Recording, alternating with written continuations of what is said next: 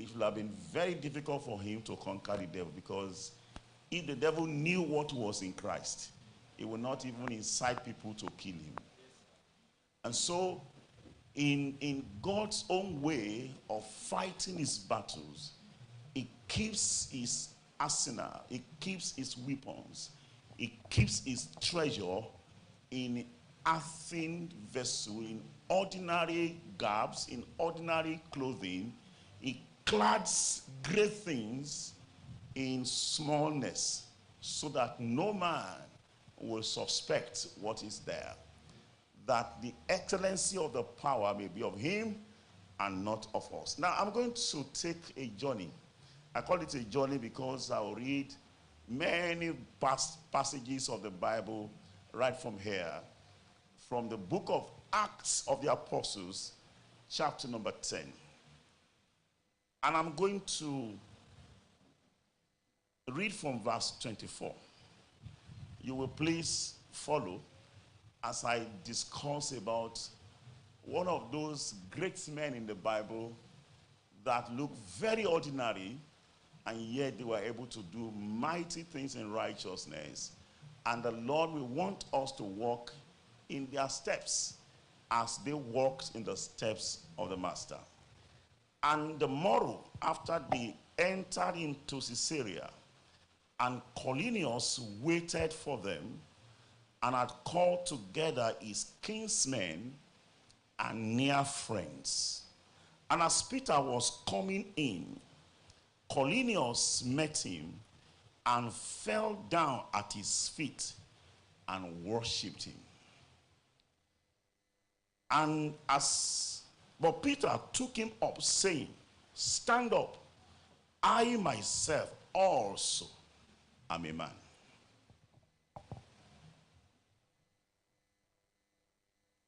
I like to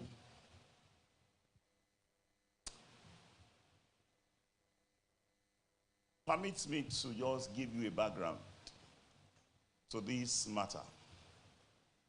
Let me see if it will help me to get it clearly set before you. Cornelius was a centurion, and by that he was a Roman soldier. But he was a very devout man. He loved the God of Israel. He would pray, he would fast. In fact, he was so much involved that he also observes the hours of prayer. I'm sure you know that in Israel, after Jesus, they began to observe hours of prayer. You may not see it in Matthew, in Mark, Luke, and John, because that was not observed during his time. I think while he was getting close to the time he will leave, that was the time he came, he purged the temple, flogged them out, and he said, it is written, this place shall be called the house of prayer. So that was how they started to pray. And you see that in the Acts of Apostles, they began to observe hours of prayer, 3 hourly. Okay, so Cornelius was that much involved that he himself observed the hour of prayer. And so one of those hours of prayer, he was praying, and he had this vivid revelation. And an angel of the Lord came in unto him and began to speak to him. Now, he was too sure that what he saw was an angel. I know that it is possible to have revelations and then you doubt. I don't know whether I should go there. But I'm also thinking that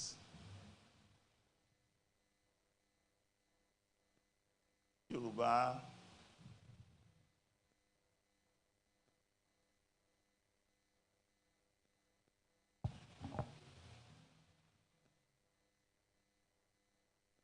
so let me start to talk in Yoruba again.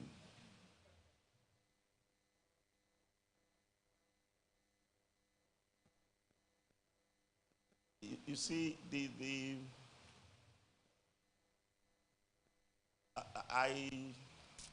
let me leave it. I'm just wondering whether it will not color what I want to say, you know.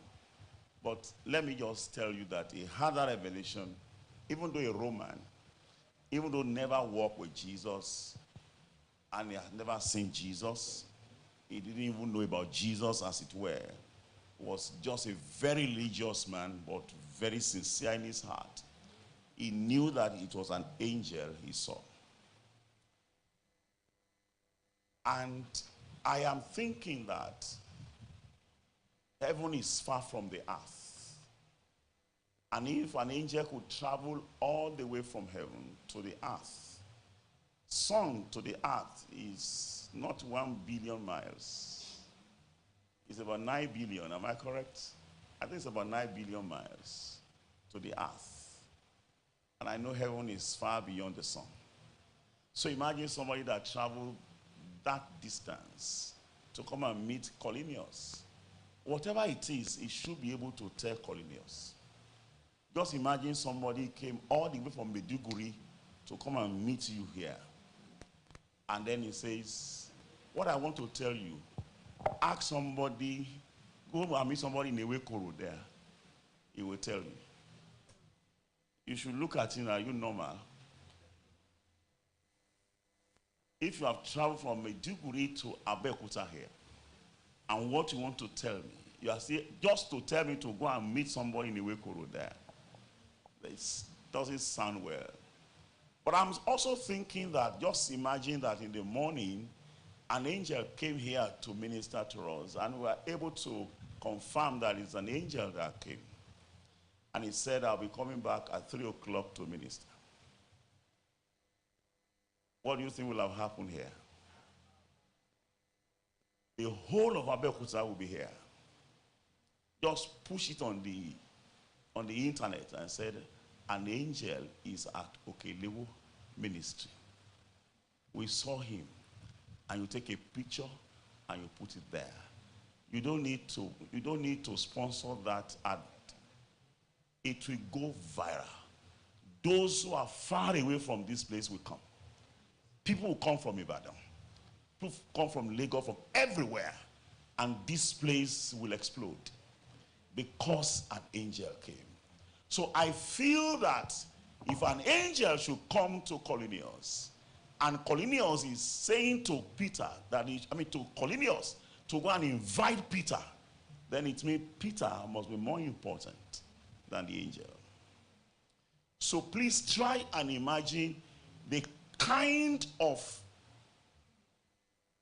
value, importance that Cornelius will place on Peter for what that angel said. So he was waiting to meet a man who possibly was bigger than an angel, stronger than an angel, much more glorious than an angel.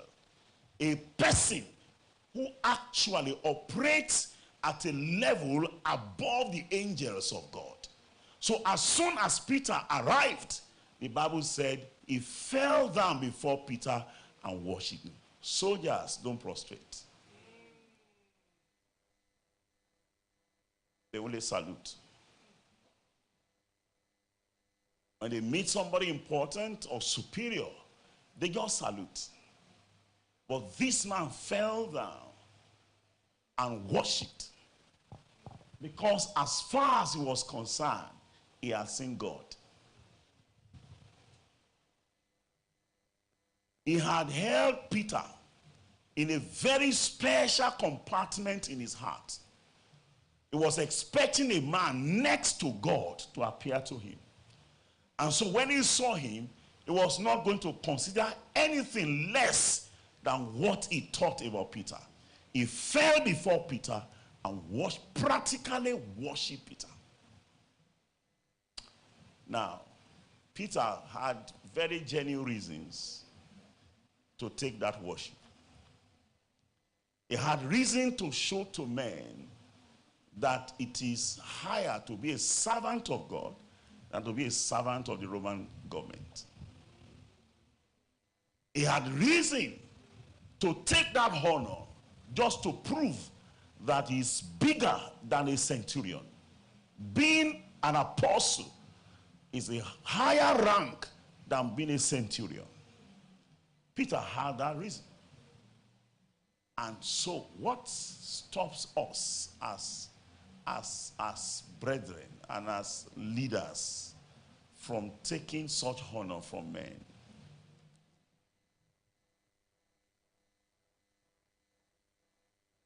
Myself and Brother Shem Koka, he was asking me to share my experiences with him if people has ever abused me in ministry. And I said, I can't finish. I don't even know where to start from, because I have litany of experiences to tell you. Inside my car, as I speak now, you will find duvet there. I carry 3 duvets around. Okay? When I go to minister and they've not offered me a good place to sleep, I spread my duvet on the floor. I use one as pillow, I use one to cover myself. That's the way I operated. I have rechargeable fan in my box. I have a power bank in my box. So if there's no fan there, I use my rechargeable fan and I use my power bank to power the rechargeable fan, and I sleep. I sleep anywhere.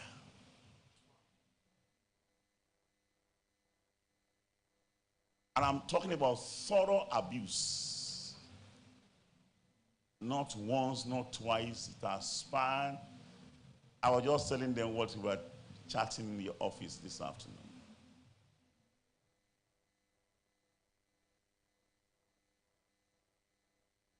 The man that Cornelius saw was next to God, and he wanted to offer him what he would offer God.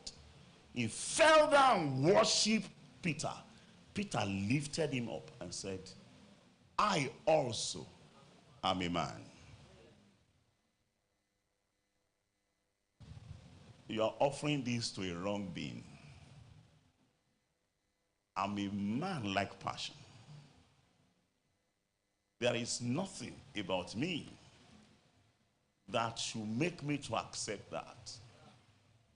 I read about the Ark of Covenant, that there is nothing in the Ark save 2 tablets of stone. Remove the 2 tablets of stone, is just a box. Excuse me. We all know what happened when the wife of our former president, Chief Olusegun Okikiola Matthew Obasanjo, when his wife died in Germany, that woman traveled as a passenger, the wife of a sitting president. But while she was coming back, she came back as a luggage. Simply because life was not in that body anymore.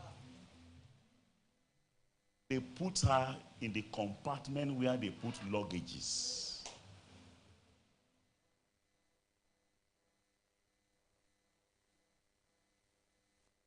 The only thing that will make men to sit comfortably beside you now is because you are breathing. If you fall dead right now, that person sitting beside you will shift. God forbid. No matter how beautiful you are, excuse me, you will die.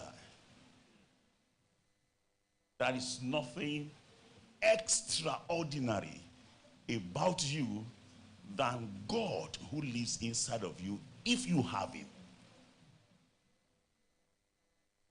Peter said, I also am a man. And I was curious about him. Was Peter a man? You say, yes, he is, he was. And I quite agree with you. But you need to check the CV of Peter for you to understand the kind of heart he carried for him to say to that centurion, I also am a man. I wonder when you are going to admit that you are a man. I wonder when you are going to admit that you are just ordinary, whom God has shown mercy to be alive and to have access to grace to do what you are doing. Now, one of the things that came to my mind, if you don't mind, about Peter. And I would just like to read some of those things to you so that you may understand. In Matthew chapter 14, verses 28 to 32, the Bible says, and Peter answered him and said, Lord, if it be thou, bid me come unto thee on the water. And he said, come. And when Peter was come down out of the ship, he walked on the water to go to Jesus. But when he saw the wind boisterous, he was afraid and beginning to sink. He cried, saying, Lord, save me. And immediately Jesus stretched forth his hand and caught him and said unto him, O thou of little faith, wherefore didst thou doubt? And when they were coming to the ship, the wind ceased. Now, check the history of the Bible. There is no man on earth who had ever walked on water. Peter did with Jesus. Maybe you should go and try it. Ogun River is not far from here. When the disciples saw Jesus walking on the sea, they didn't think that it should be a man. They said, this is a ghost. Because they felt that there is nobody born of human can ever walk on the surface of the water. And Peter, along with Jesus, walked on the same water. Now, if you walk on water, will you think you are an ordinary man?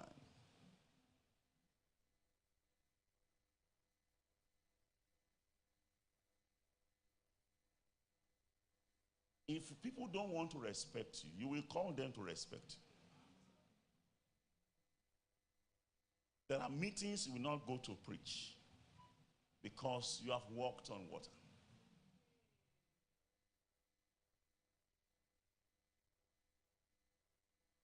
There are places you don't want to go because you have walked on water.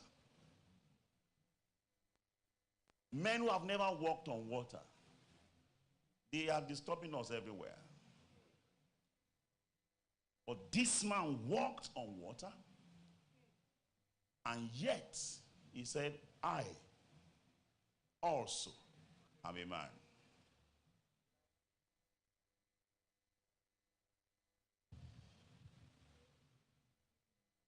My prayer is that you and I will not rob God of our ordinariness, that he may do his extraordinary work in our lives. I'm telling you. Can I read few more passages of the Bible before I tie it? Now, if you come with me to the book of Acts chapter 2, you know this